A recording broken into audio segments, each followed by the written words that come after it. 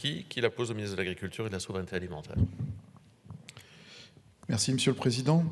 Monsieur le ministre, je souhaite aborder avec vous les moyens mis à la disposition de la défense des forêts contre les incendies en Aquitaine, qui est un acteur majeur de la protection du massif des Landes de Gascogne. La DFCI et l'Office national des forêts ont remis au mois d'octobre au gouvernement un rapport sur la stratégie à adopter pour accélérer la protection du territoire face aux incendies et la rendre ainsi plus efficiente avec un plan financier sur 5 ans. Monsieur Bruno Lafont, en sa qualité de président de la DFCI locale, a souligné que l'État accordait 16 millions d'euros annuels au sud-est de la France à ce sujet, contre seulement 1,5 million d'euros à la région Nouvelle-Aquitaine.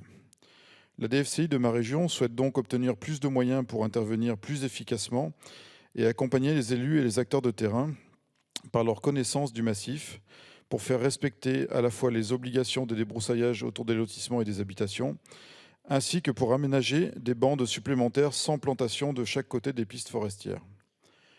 Elle souhaiterait également être en mesure de créer de nouveaux points d'eau ou de nouveaux ponts pour faciliter l'accès des engins de secours. Elle envisage également d'autres actions de sécurisation de nos forêts. L'urgence presse, Monsieur le ministre, car la saison à risque de départ de feu démarrera bientôt. Nous avons d'ailleurs déjà pu constater des départs de feu dans le département de la Gironde. Hier, vous avez annoncé, Monsieur le ministre, un financement complémentaire de 7,6 millions d'euros en faveur du massif des Landes de Gascogne pour la défense des forêts contre les incendies. Cette importante enveloppe va permettre à la DFCI de faire face aux conséquences toujours plus importantes du changement climatique en la matière. Et je tiens à vous remercier pour cette décision, Monsieur le ministre. Pourriez-vous nous détailler le calendrier et la répartition de ce soutien de l'État? Je vous en remercie. Merci, Monsieur le député. Monsieur le ministre. Merci, Monsieur le Président, Mesdames et Messieurs les députés, Monsieur le député Sginski. Merci de votre question qui me permet effectivement de détailler les éléments que nous allons déployer dans les massifs des Landes de Gascogne. Comme vous le savez, la région Nouvelle-Aquitaine a été frappée pendant l'été 2022. À la vérité, il y a quelque chose d'assez paradoxal. C'est sans doute la région qui est la mieux organisée en termes de défense de la forêt de manière la plus exemplaire. C'est les incendies de 1949 qui avaient produit cette organisation. Et la mémoire avait fait que... Et les conclusions avaient été tirées à cette époque. Et on voit mal les 600 incendies qui ont été empêchés dans cette région et les 4 ou 5 majeurs qui ont produit les dégâts que vous connaissez. Mais il faut quand même reconnaître le travail qui a été fait. Et ce n'est pas parce que nous avons eu cet accident grave l'été dernier qu'il faut mettre à bas cette politique qui a plutôt vocation à s'étendre qu'à se restreindre, pour dire les choses comme elles sont. Et donc nous sommes mobilisés avec mes collègues Darmanin et Béchu pour faire en sorte que nous avancions sur ces sujets. Et donc en tant que ministre des Forêts, en charge aussi de la défense de la forêt contre l'incendie, je connais et je répète le fonctionnement exemplaire de l'association régionale défense des forêts contre l'incendie. Donc 7,1 millions d'euros pour la DFCI. En appui conjoncturel, 4,2 millions d'euros sont prévus sur 3 axes. Le premier, c'est la remise en état avant cet été des pistes et des fossés dégradés lors des phases de lutte contre les incendies de 2022, pour pouvoir réintervenir, on ne l'espère pas, mais enfin il faut quand même le penser. Deuxième élément, dans les 4,2 millions d'euros, le rétablissement de l'opérationnalité de ces pistes pour des actions de lutte par les pompiers. Enfin, l'accompagnement des structures de DFCI dans la gestion post-crise.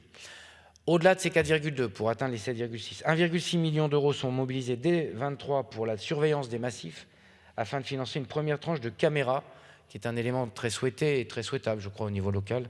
On sait que si on peut détecter un départ d'incendie très tôt, on a de grandes chances de pouvoir éviter, ce qui fait qu'une fois qu'il est parti, on ne peut plus faire grand-chose. Et donc on a besoin, c'est ce qu'on appelle la prévention. Et donc on a vraiment besoin, et le système de caméra est un système, au-delà du réseau humain, qui est un système précieux, de pouvoir compléter.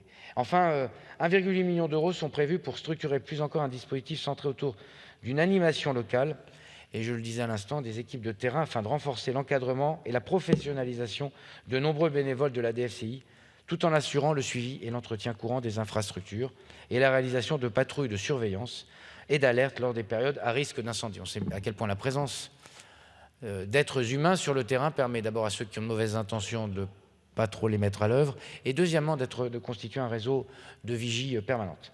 Par ailleurs, au-delà de ça, j'ai renforcé à partir de 2023 les moyens de l'Office des forêts pour accompagner de nouvelles missions et de surveillance et de police. Cet établissement sera également en charge, au titre de sa mission d'intérêt général, d'augmenter, sous la coordination des préfets, les jours de contrôle consacrés aux obligations légales de débroussaillement, qui est un deuxième sujet et qui sera évoqué avec mes collègues au mois de mars prochain. Comme vous le voyez, monsieur le député, on est pleinement mobilisé. Je crois qu'on est au rendez-vous des attentes qui étaient celles des acteurs de la défense de la forêt contre l'incendie, en particulier dans votre région. Et je pense qu'avec ces moyens-là, on permet de regarder plus sereinement ce qui se passera en 2023, au-delà de ce qu'on a besoin de faire de manière plus structurelle. Je pense aux OLD, je pense à l'évolution des populations, des peuplements forestiers, pour faire en sorte que nous la rendions, cette forêt, plus résiliente encore qu'elle ne l'est déjà. Merci. Merci, monsieur le ministre. Monsieur le député, il vous reste 30 secondes. Parfait. Non, je voulais remercier monsieur le ministre d'abord d'avoir reconnu le travail de la DFCI en local, effectivement, cette expertise qui date de plusieurs dizaines d'années, vu les incendies de 1949, et puis vous remercier également pour ces éléments très clairs qui vont permettre à notre région de travailler efficacement à la prévention des incendies. Je vous remercie. Merci, monsieur le